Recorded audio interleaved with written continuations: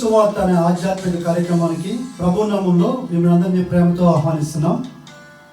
Sister సుల్తాన్ నవీన్ గారు చెప్తున్న వాక్యము మీ అందరికీ దీవెనకరంగా ఆశీర్వాదకరంగా ఉందని మేము ప్రార్థిస్తున్నాం. మీ యొక్క అభిప్రాయాలు సలహాలు యూట్యూబ్ లింక్ ద్వారా మాకు తెలియపరచగలరు. మీలో ఎవరికైనా ప్రార్థన అవసరం ఉన్నట్లయితే స్క్రీన్పై కనిపిస్తున్న మొబైల్ నెంబర్కి మీరు ఫోన్ చేసినట్లయితే మీ కొరకు మేము ప్రార్థన చేస్తాం. ప్రభు మిమ్మల్ని దీవించుగాక.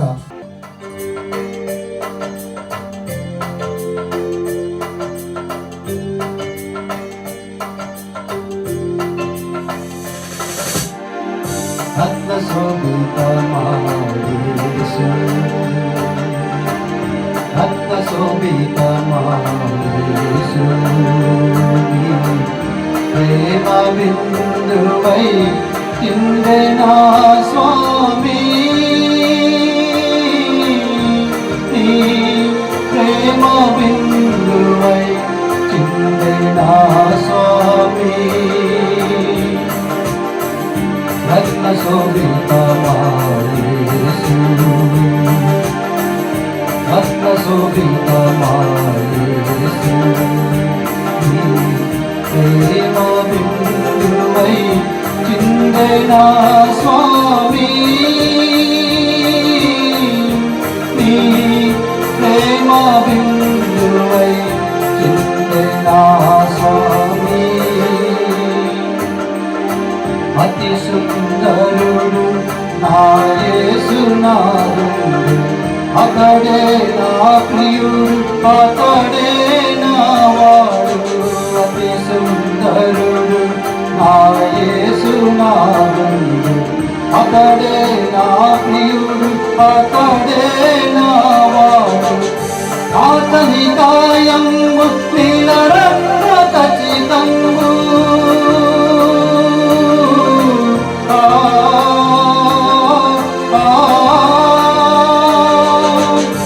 అతని కాయము నీలరత్న ఖచ్చితంబు, అతని నయనాలు కన్నీటి రతనాలు, అతని నయనాలు కన్నీటి రతనాలు. రక్త సింధూరమ యేసు,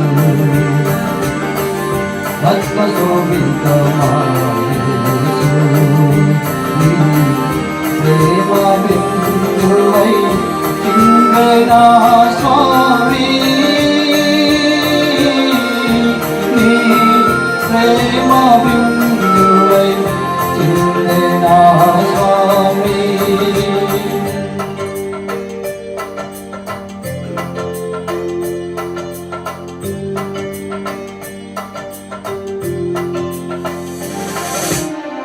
అతి కాంక్షణీయుడు నా రక్షకుడు యేసు, అతడే నా విభుడు, అతడే నా హితుడు. అతి కాంక్షణీయుడు నా రక్షకుడు యేసు, అతడే నా విభుడు, అతడే నా హితుడు. అతని వైఖరి ధవలవర్ణ రతనంబు,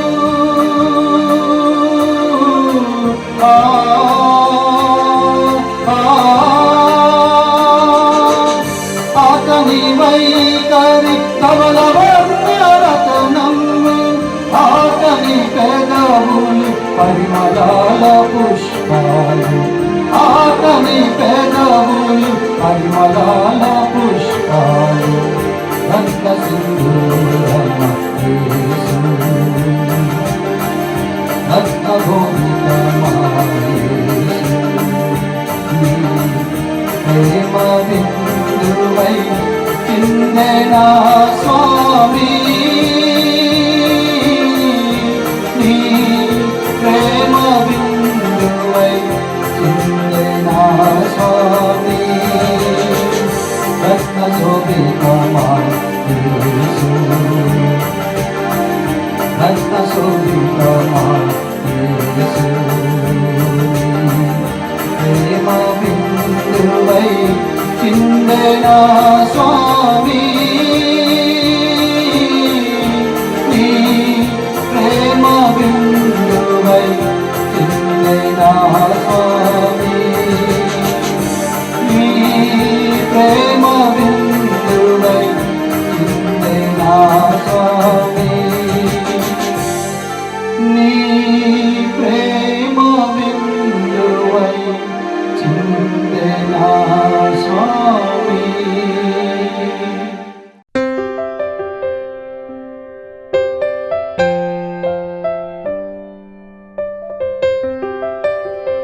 నిర్గమకాండం 33:17 18 చూస్తున్నాను. అతడు దయచేసి నీ మహిమ నాకు చూపమనగా ఆయన నా మంచితనమంతియు నీ ఎదుట కనబరిచెదను, యెహోవా నామము నీ ఎదుట ప్రకటించెదను, నేను కరుణించు వారిని కరుణించెదను, దయచేసి నీ మహిమను నాకు చూపమనగా అనే విషయాన్ని మీతో మాట్లాడడం తెలుస్తున్నాను. ఇది ఎంతవరకు మీ మధ్యలో మాట్లాడతాను నేను ఈ విషయాన్ని. ముందు వాక్య భాగంలో ఎంతవరకు వాక్తిస్తానో అక్కడి నుంచి మనం తిరిగి కంటిన్యూ చేస్తున్నాను. 33వ అధ్యాయం నిర్గమకాండంలో నీ మహిమను నాకు చూపించమని ప్రభువును అడిగినటువంటి మోషే ఈ సత్యాలని గతించిన విభాగాల్లో చాలా విషయాలు మీతో మాట్లాడాను. కానీ ఇప్పుడు కొన్ని తలంపులు మీ మధ్యలో పంచిపెట్టాలని ఆశపడుతున్నాను. ఏంటంటే ప్రభు అంటాడు మోషేతో, నా వెనుక వాస్తవుని చూచిదవు కానీ నా ముఖం నీకు కనబడదని మోషేకి చెప్పాను. అది 33వ అధ్యాయంలో 22-23 ఉంది. దేవుని వెనుక భాగమును అంటే ప్రభు చేతి నీడలో మోషేని దాచిపెట్టాడు. నా వెనుక భాగాన్ని చూస్తావు. అంతేకాకుండా ఆయన చేతి నీడలో మోషేని దాచిపెట్టినప్పుడు బండ సందులో నీ నుంచి నా చేతి నీడలో నేను దాస్తాను అన్నాడు మోషేని దేవుడు. ఆ విషయం మీతో మాట్లాడుతున్నాను.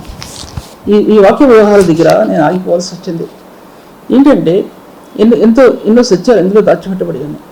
బైబిల్ గ్రంథంలో ఆదికాండం, నిర్గమకాండం, లేవీకాండం, సంఖ్యాకాండం, ద్వితీయోపదేశం 5 కాండాలని మోషే రాశాడు. నిర్గమకాండం మోషే రాస్తాడు సరే, లేవీకాండం రాస్తాడు, ద్వితీయోపదేశ కాండం రాస్తాడు, ఈయన రాస్తాడు మోషే. కానీ ఆదికాండం ఎలా రాస్తాడు? ఆదికాండం ఎలా తెలుస్తుంది మోషేకి రాయటానికి? ఈ బైబిల్ గ్రంథం చరిత్ర అనేది పరిశుద్ధాత్మ ప్రేరేపితమై రాయబడినటువంటిది గ్రంథం ఇది. పరిశుద్ధులలో ఆయన ఆత్మ నుంచి ప్రభు తన గ్రంథాన్ని రాయటానికి, బైబిల్ గ్రంథాన్ని తెరవటానికి పరలోక వ్యక్తిలో దాచబడినటువంటి ఆ మహిమ తేజవంతమైంది. స్వచ్ఛమైన దేవుని వాక్యం పరిపూర్ణ సిద్ధి పొందిన ఈ కుమార్ ఎలా నియమించబడిందో ఆ కుమారుడైన క్రీస్తు ఈ లోకంలో ప్రవేశించడం అనేది మొట్టమొదటి స్టెప్లోనే ఆదికాండంలోనే ప్రారంభమైంది. ఈ సత్యాలన్నింటినీ కూడా తిరిగి దేవుడు మోషేకు బయలుపరిచాడు. ప్రభువా నీ మహిమను ఒక్కసారి నాకు చూపి. ఎందుకు చూపిమన్నాడంటే ఇశ్రాయేల్ ప్రజల్ని నడిపించలేకపోతున్నాడు. ఇశ్రాయేల్ ప్రజల్ని తన చేతితో అంటే తను వారిని బలపరచలేకపోతుంటున్నాడు. తప్పిపోయే ప్రజలు 2 పిల్లలు పెంచలేమి, 3 పిల్లలు పెంచలేమి 20 లక్షల కాల్బలాన్ని ఇశ్రాయేల్ని ఎలా తీసుకురాగలడు మోషే? ఎలా తీసుకురాగలడు?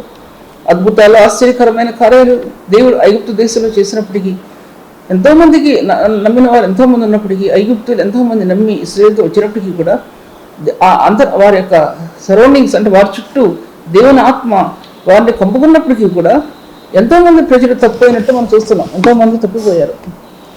ముఖ్యంగా ఇటువంటి కానీ వాళ్ళు తప్పిపోయినట్టు చూస్తాం. ఈ 5 కాండాలని మోషే రాశాడు. మళ్ళీ తెలుస్తుంది. ఆదికాండం, నిర్గమకాండం, లేవీకాండం, సంఖ్యాకాండం, ద్వితీయోపదేశకాండం. తన చేతి నీడలో మోషేని దాచిపెట్టాడంటే దానికి ఎన్నో విలువైన స్థానాలు దాచిపెట్టబడినాయి. ఆదికాండం సృష్టిలో సినాయి కొండ మీద నిర్గమకాండంలో దేవుడిని చూసినటువంటి మోషే, ఆదికాండ దేవుని యొక్క సృష్టిలో దేవుని యొక్క మహిమను చూసినటువంటి మోషే, దేవి సంఖ్యాకాండాల్లో అన్నీ ఓడోడు విమర్శలేను కదా, దాంట్లో ఎన్నోసార్లు దేవుని మహిమను చూచి సాగిలిపడినటువంటి మోషే అహరోనులు అలాగా ఎన్నోసార్లు ఆ యొక్క ప్రభుని చూచారు. ప్రభు తను తాను ప్రత్యక్షపరుచుకున్నాడు. మోషే చూపించాడు దేవుడు. ఈ ఆదికాండంలో ఆయన సృష్టిలో ఆయన వెనుక భాగంలో ఆయన సృష్టి ఎలా ఉంది? పాత నిబంధన గ్రంథంలో, నూతన నిబంధన గ్రంథంలో ఆయన యొక్క స్వార్థుల్లో, ఆయన పరిచర్యలో ఏ విధంగా ప్రభావితమైంది? అపోస్తలుడైన పౌలుకి సృష్టిని పునరుత్థాన మహిమలో ఆదికాండం యొక్క ఆ స్థానాలు, ఆదికాండంలో ఆ మహిమ పూర్ణుడైన ప్రభు యొక్క స్థానాలు వెలుగులో నుంచి భూమికి ఎలా ప్రత్యక్షపరచబడ్డాయి? వేల సంవత్సరాల్లో దాచబడినటువంటి ఆ మహిమా శక్తి భూమి ఎలా తీసుకురాబడింది? అది అపోస్తలుడైన పౌలుకి బయలుపరచబడింది. అచేతనుడైపోయాడు, గుడ్డివాడైపోయాడు, అచేతనుడైపోయాడు. సృష్టిలో ప్రభు యొక్క మహిమను తేలిచూచినటువంటి అపోస్తలుడైన పౌలు భవిష్యత్ కాలంలో రాబోయే క్రీస్తుని, ఆ మహిమా స్వరూపిని కన్నులారా చూచినటువంటి యోహాను ప్రవక్తలకి లేక ఆయన యొక్క శిష్యులకు అది తల ప్రవక్తలకు ఆయన మహిమ యొక్క తేజస్సుని ఆయన నానా విధాలుగా వివరించాడు. తర్వాత దేవుని యొక్క ఎబ్రీ రాసిన పత్రికలో ఆయన మహిమ యొక్క తేజస్సు అనే దానిలో ఇన్ని సత్యాలు ఇమిడి ఉన్నాయి, ఎన్నో సత్యాలు ఇమిడి ఉన్నాయి. ఒక మాటలో అపోస్తలుడు దాంట్లో అపోస్తలుడు పౌలు రాసినప్పటికీ ఎన్నో సత్యాలు తను చూచిన సత్యాలని రాయలేదు. ఎందుకు రాయలేదంటే కొంత మాత్రమే ప్రేమించాడు దేవుడు అపోస్తలుడు పౌలుకి, కొన్ని మాత్రమే. మహిమ యొక్క తేజస్సు అనేసాడు అంతే, ఆయన మహిమ యొక్క తేజస్సు అనేసాడు అంతే. దానిలో ఎన్నో విషయాలు, ఎన్నో సత్యాలు దాంట్లో దేవుడు రాశాడు. ఆ మహిమ యొక్క తేజస్సుని దేవుడు మోషేకి చూపించింది బండ సందులో చూపించాడు, తన చేతి నీడలో చూపించాడు. తన చేతి నీడలో దాచిపెట్టబడి పూర్వపు ఆదికాండంలో ఉన్నటువంటి ఆ యొక్క పరిశుద్ధుడైన ప్రభు యొక్క వెనుక పార్శ్వాన్ని, అంటే గతించినటువంటి కాండాన్ని, దానిలో ఉన్న వెలుగుని, దానిలో ఉన్న శక్తిని, దానిలో ఉన్న మహిమను మోషేకి ఇప్పి చూపించినప్పుడు ఆదికాండం అనేది వ్రాయబడింది. అది కాండాల మొట్టమొదటి కాండం అనేది రాయబడింది. తర్వాత ఆ దేవుని యొక్క పలుకులు ఒకే పలుకు, వెలుగు కలుగును కాక ఒకే పలుకు, తొలి పలుకు, మొట్టమొదటి వెలుగు, తొలి పలుకు, మొదటి స్వరం, తొలి స్వరం, మొట్టమొదటి స్వరం భూమి మీద తీసుకురాబడింది. ఎక్కడ తీసుకురాబడింది భూమి మీద అంటే చీకటి లోయల్లోని. మనం ఇప్పుడు వెలుగు ప్రసరించే లోయలు ఎన్నో చూస్తున్నాం బైబిల్ గ్రంథంలో. షారోన్ లోయలు అన్నాడు, 8 లోయలు అన్నాడు, షావే లోయ అన్నాడు, ఎన్నో లోయలు చూస్తున్నాం. చాలా ఉన్నాయి కదా దాంట్లో. నువ్వు కంటగా వచ్చినా సరే ఈ సమయానికి నాకు రావట్లేదు. అటువంటి లోయలు చూస్తున్నప్పుడు ఆ చీకటి లోయలు అన్ని కప్పిస్తాయి. చీకటి లోయలు కప్పిస్తాయి. ఆ లోయల్లో బంగారం ఉంది, రత్నాలు ఉన్నాయి, రత్నరాశులు ఉన్నాయి, వెండి ఉంది, సుగంధం ఉంది, సుగంధ పరిమళ తైలం, కల్వరికి శిలువ యొక్క పరిమళ తైలం ఆ లోయల్లో నింపబడి ఉంది. ఒక ప్రయాణం చేసినటువంటి ఒక పరిశుద్ధునికి ఆ సుగంధం తెలుసు తప్ప మరెవరికి కూడా తెలియదు. లోయల్లో పుష్పించే ఆ పుష్పాలు ఆ పరిశుద్ధుని తప్ప ఎవరికి కూడా తెలియదు. ఏ పరిశుద్ధులైతే అందులో నడిచారో వారికి తెలుసు. మోషే ప్రభు యొక్క వెనుక భాగాన్ని చూసినప్పుడు, వెనుక పార్శ్వాన్ని చూసినప్పుడు, ఆ యొక్క వివరణ దేవుడు మోషేకు అనుగ్రహించినప్పుడు, ఎటువంటి వివరణ అనుగ్రహించాడో ఆదికాండం చదివినప్పుడు మనకు అర్థమవుతుంది. దాంట్లో ఆదికాండం అటువంటి సత్యాలని దేవుడు మోషేకి వివరించినట్లు మనం గ్రహించుకోగలం. తర్వాత తొలి పలుకు, తొలి వెలుగు, మొట్టమొదటి స్వరం, తొలి స్వరం, తొలి మహిమ అన్ని మొట్టమొదటి భూలోకంలోకి కుమరించబడ్డాయి.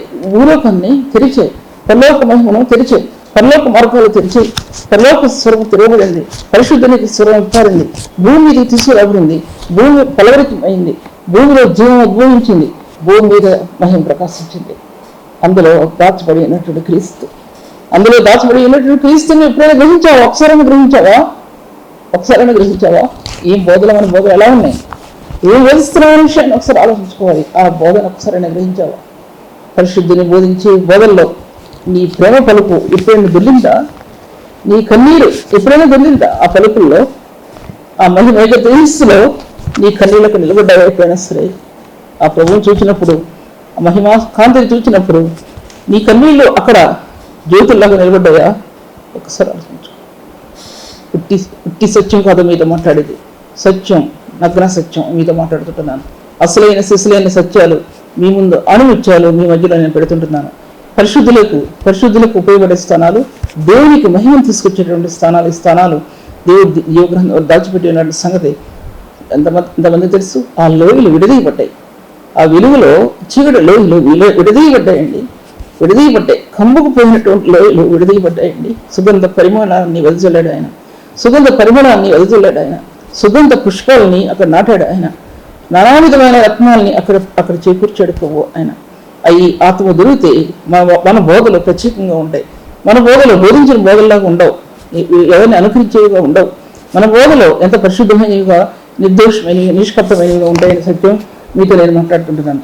తర్వాత దేవునికి గ్రంథం యొక్క ద్వారాలు తెరవబడ్డాయి. ఆదికాండంలో దేవునికి గ్రంథం యొక్క ద్వారాలు తెరవబడటానికి మొట్టమొదటిగా ఆదికాండంలో మొట్టమొదటి పలికి గ్రంథం తెరవబడింది, గ్రంథం ముద్రించబడింది, పరిశుద్ధాత్మ చేత గ్రంథం ముద్రించబడింది. పరలోకం యొక్క దేవుని యొక్క మహిమ తేజస్సు ఉప్పారింది. అందులో నుంచి ఒక ధార బైబిల్ గ్రంథాన్ని ముద్రించింది. ఏదో అనుకున్నామేమో ఒకసారి ఆలోచించుకో.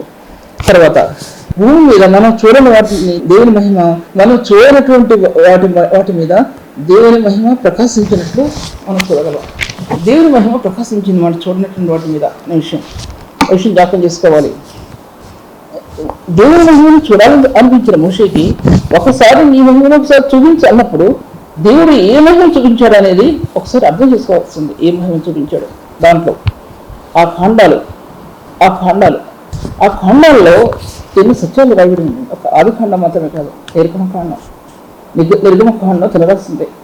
నిర్గమకాండం తన రాస్తూ ఉంటున్నప్పుడు ఆ పలకలు విరుగుట్టినప్పుడు దేవుని ప్రేమ చేత విరుగుట్టాడా, ఇస్రాయేలు పాపం చేశారుగా విరుగుట్టాడా, లేకపోతే ధర్మశాస్త్రం మానవునికి ఏం కూడా చేయలేదు, కలవరి సిలువ ఆ ప్రభు రావాలని విరుగుట్టాడా?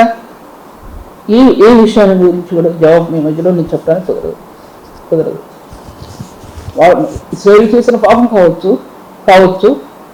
దేవుని మీద అత్యధిక ప్రేమ కలిగి ఈ ప్రజలు చెడ్డ ప్రజలని కావచ్చు, ఈ ధర్మశాస్త్రం ప్రజలకు ఏమి కూడా మేలు చేయలేకపోయింది, పాపం విడుదల చేయలేకపోయిందని కావచ్చు, పరిశుద్ధులే దేవుని యొక్క మహిమ వంట సమయంలో ఆయన శరీరం నలగొట్టబడుతుందని మోషే ఆ రోజే అప్పుడే బయలుపరచబడింది.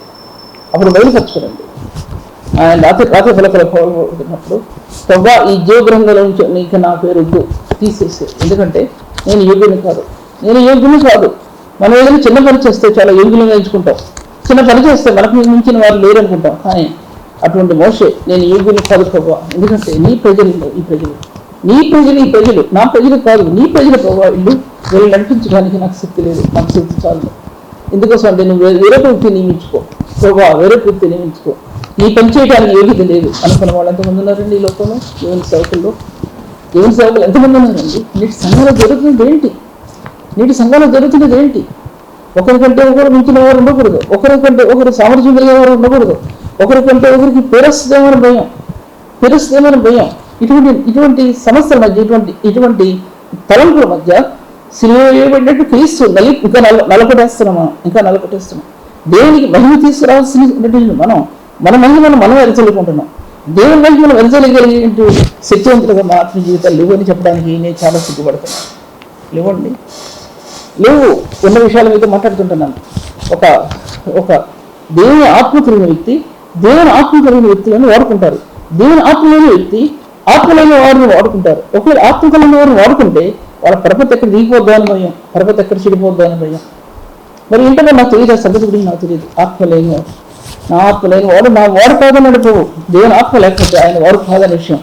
ఏది సంఘానికి క్షేమం, ఏది సంఘానికి మేలు, ఏ పరిచర్య సంఘానికి ఆశీర్వాదకరం, సంఘాన్ని బోధించే వాళ్ళు ఎటువంటి వాళ్ళే ఉండాలి అనే విషయం సంఘంలో ప్రకృతంగా నిలబడాలి. ఏ పరిస్థితి సంఘాన్ని పాడు చేస్తుంది, ఈ పరిస్థితి సంఘం క్షేమాన్ని, అభివృద్ధిని లేకుండా నాశనం చేస్తుంది. దాన్ని తొలగించడానికి సేవకులమైన మనం ఎలా ప్రార్థన చేయాలనేది బాధ్యత ఉంది. మన బాధ్యత ఏ వాళ్ళ బాధ్యత కాదు, మన బాధ్యత. అటు వారిని కొట్టకూడదు కొరడాలతో, కొట్టకూడదని. ఒక కొరడ కొట్టబడిందంటే అది ఎక్కడ తిరుగుద్దో మనకు తెలియదు, ఎటువైపు తిరుగుద్దో తెలియదు. మాటలతో బాధించకూడదు, చేష్టలతో బాధించకూడదు. పరిశుద్ధ సంఘాన్ని ఎంత విలువైనగా ఎంచుతామో ప్రభు మనల్ని అంత విలువైనగా ఎంచుతాడనే విషయాన్ని మీ మధ్యలో మాట్లాడుకుంటున్నాను. లేదా వాక్య భాగాల్లో చూసినట్లయితే బైబిల్ గ్రంథం యొక్క ద్వారాలు తిరగబడ్డాయని చెప్పానండి. బైబిల్ గ్రంథం ఓపించబడిందండి. బైబిల్ గ్రంథం పెద్ద బైబిల్ గ్రంథం ఓపించబడలేదు. ఆకాశ దివ్య మహిమలో నుంచి, పరలోక మహిమలో నుంచి ఒక్క లైన్, ఒక్క స్వరం, ఒక్క వెలుగు భూమి మీద ఆ స్పాట్ పడిందండి. అంతే, ఆ స్పాట్ పడింది భూమి మీద. అది క్రీస్తు యేసు తన కుమారుడైన యేసుక్రీస్తు రక్తం ద్వారా ఆ స్పాట్ భూమి మీద యుగాల్లో ఒక మర్మంగానే ఉంచబడిందండి, ఒక రహస్యంగానే ఉంచబడింది. యుగాలు గడిచే కొలది బైబిల్ సిద్ధం చేయబడింది. యుగాలు గడిచే కొలది నిర్గమకాండం లేదు. అలాగా ఆది కాండం, నిర్గమకాండం, అలా కాండాలు నిమిత్తమయ్యాయి. అది ఏవో ప్రజలు, పేరు పెట్టబడిన ప్రజల మధ్య ఈ దివ్యమైన వాక్యం భూమి మీద తీసుకురాబడిందండి. ఆ విషయం ఒకసారి యోచించాలని మీతో మాట్లాడుతుంటున్నాను. ప్రతి వాక్య విభాగం కూడా ప్రభు పంచిచ్చిన వాక్య విభాగాలు కాకుండా మరి దీనిలో నా సొంతమైనవి కూడా దీంట్లో లేవనే విషయాన్ని నేను మీతో మాట్లాడుతుంటున్నాను. తర్వాత ఇంకా చూసినట్టే దేవుని మహిమను చూడాలనుకున్న మోషేకి ఎన్నో సత్యాలు బయలుపరచబడ్డాయండి. దేవుని మహిమను చూడాలనుకున్న మోషేకి ఎన్నో సత్యాలు బయలుపరచబడ్డాయి. ఆ 5 కారణాలు రాయగలిగేటువంటి ఆత్మ యొక్క సామర్థ్యాన్ని దేవుడు మోషేకి ఇచ్చినట్లుగా చూడగలం.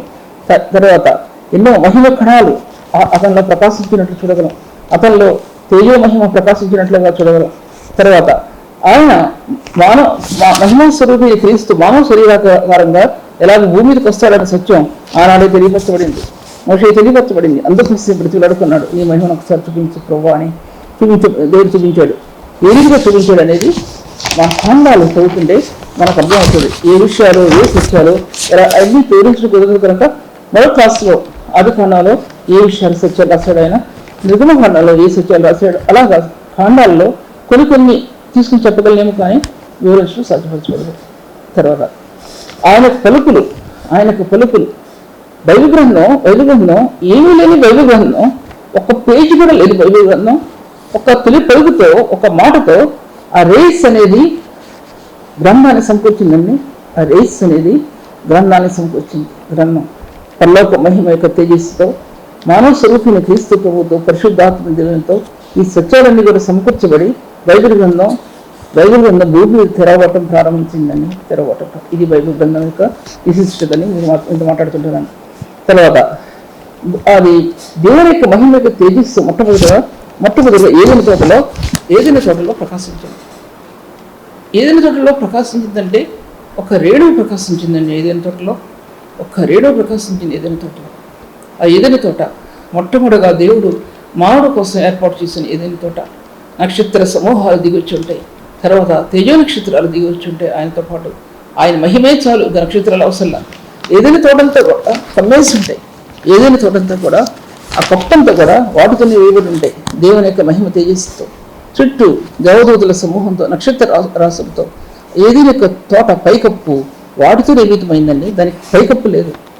వాటితో నిర్మితమైంది ఏదైనా తోట, మహిమాయుక్తమైనటువంటి ఆ ఏదైనా తోట, మహిమగల స్వరూపి ఏదించిన ఏదైనా తోట.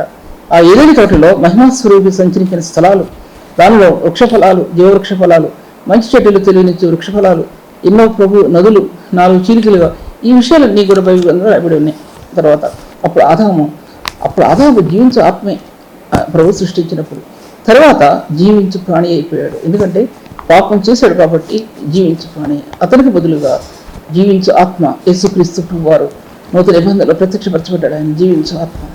ఎవరో కొరింథీ రాసిన పత్రిక 14 అధ్యాయం మరి దాంట్లో రాయబడి ఉంది, జీవించు ప్రాణి, జీవించు ఆత్మ.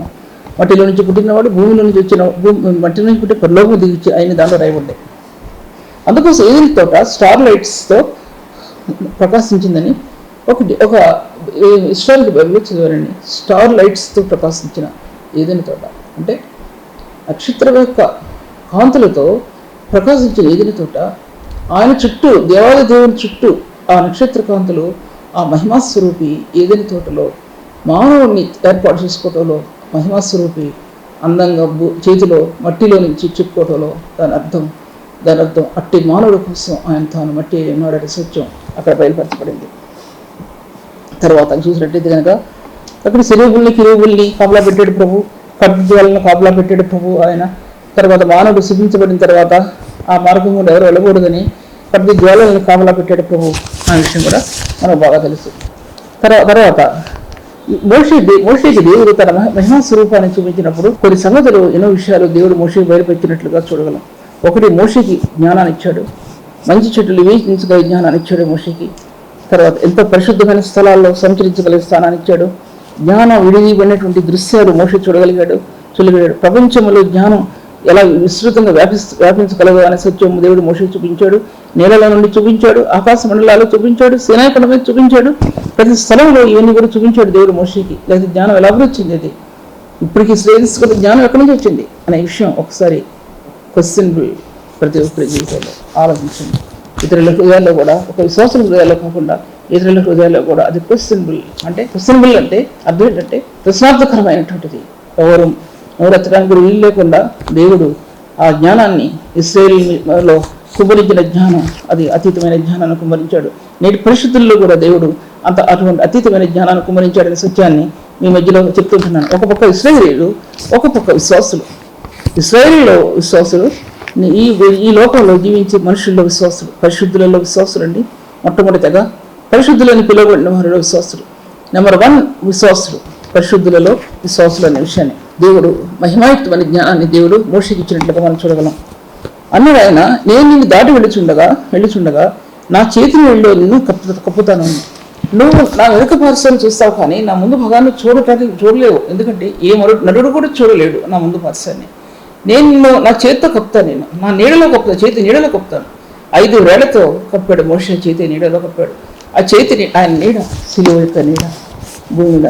నేను పరవశుడినై ఆయన నీడలోనే కూర్చుంటాను.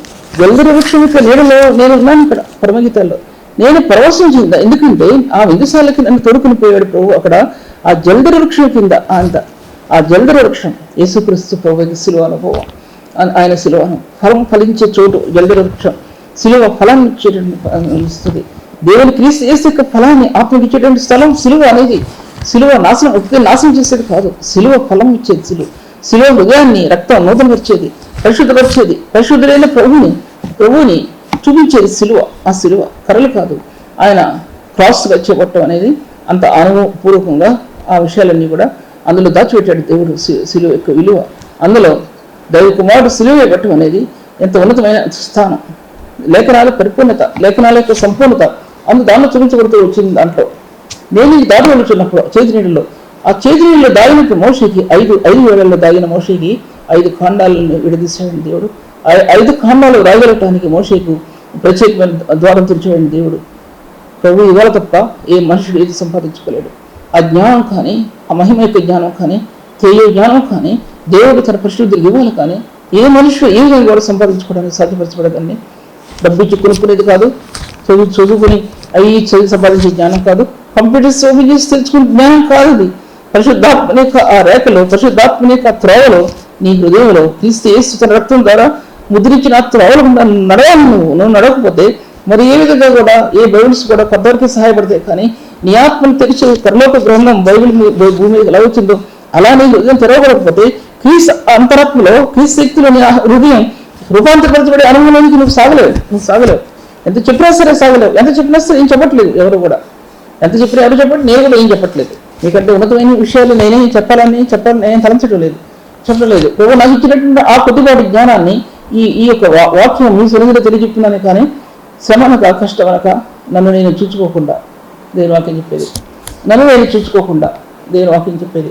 ఆయన మీదే ఆశ పెట్టుకుని ప్రభు పాదాల మీద నాకు అనేది ఖర్చుకుంటూ చెప్పే వాక్యం ఇది. అతిశయంతో కానీ గర్వంతో కానీ చెప్పే వాక్యం కాదు ఇది. ఈ విషయం ఈ మధ్యలో మాట్లాడుకుంటున్నాను. తర్వాత బండసందులు అనేది క్రీస్తు యొక్క సిలువ యొక్క మార్గాలు.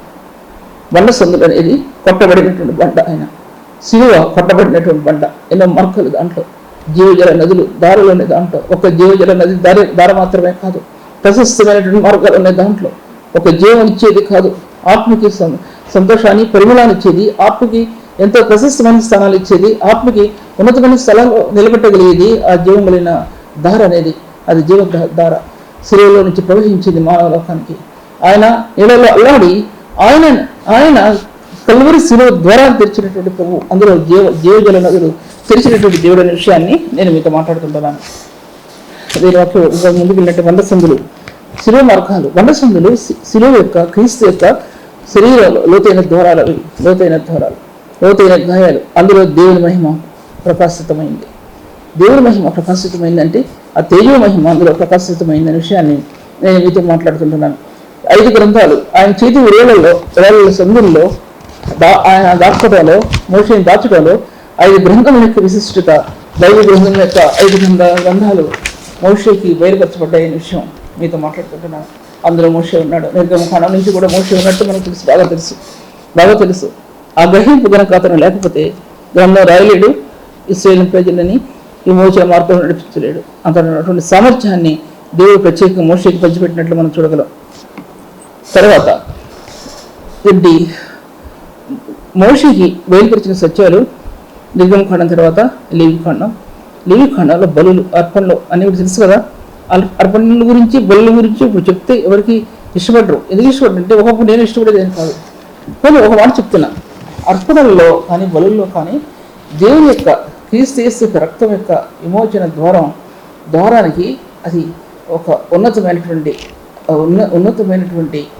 కనువిప్పు ఆత్మకి, పాప హృదయానికి అది కనువిప్పు.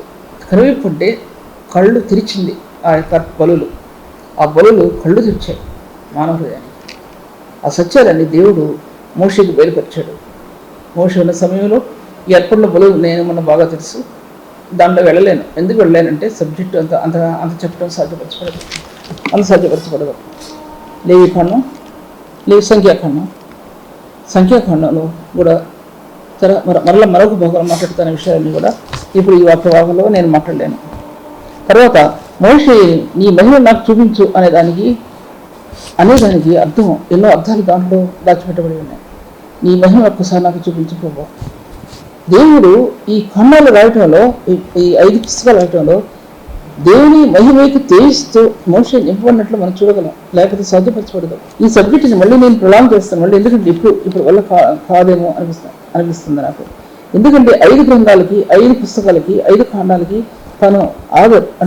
తను రచించిన వ్యక్తి, ఆ గ్రంథాలని వ్రాసినటువంటి వ్యక్తి మోషే. ఎటువంటి వ్యక్తితో అసలు ఆలోచించుకోండి. ఫస్ట్ బైబిల్ గ్రంథం తెరవటానికి, ఆదికాండం నుంచి కూడా 5 గ్రంథాలు తెరవటానికి మోషే యొక్క జీవితం ఎంత ప్రధానమైందిగా నిలబడిందో అనేది మనం చూడగలగాలి. తర్వాత వాక్య భాగంలో ఇంకా నేను నెక్స్ట్ క్లాస్లో పూర్తి చేస్తాను, ఎందుకంటే పూర్తి చేయడానికి 2-3 పేజీలు ఉంది. కానీ ఇటువంటి వాక్య భాగాలు దేవుడు సంఘానికి ఆశీర్వాదకరంగా, వ్యక్తిగతంగా ఆశీర్వాదకరంగా, అనేకులకు మేలుకరంగా ప్రభు ఈ వాక్య భాగాలు దీవించాలని కోరుకుంటూ ఈ వాక్యాన్ని ఇంతటితో నేను ముగిస్తున్నాను.